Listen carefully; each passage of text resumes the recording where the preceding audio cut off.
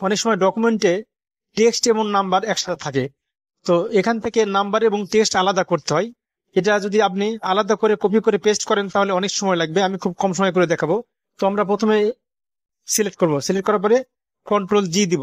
দেওয়ার পরে এখান থেকে আপনার হলো কনস্ট্যান্ট, এখানে ক্লিক করব। ক্লিক করার পরে এই টেক্সট রেখে সবগুলো টিক চিহ্ন তুলে দেবো, এরপর ওকে করব।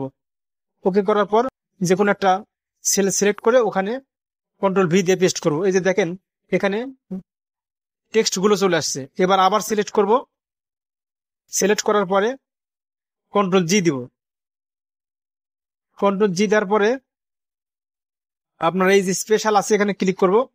ক্লিক করার পরে এখানে কনস্ট্যান্ট দিব। কনস্ট্যান্ট দেওয়ার পরে এখানে নাম্বার রাখবো, বাকিগুলো টিক চিহ্ন তুলে দিব। দেওয়ার পরে কন্ট্রোল ওকে টিকবো। এরপর একটা সেল সিলেক্ট করে ওখানে পেস্ট করব।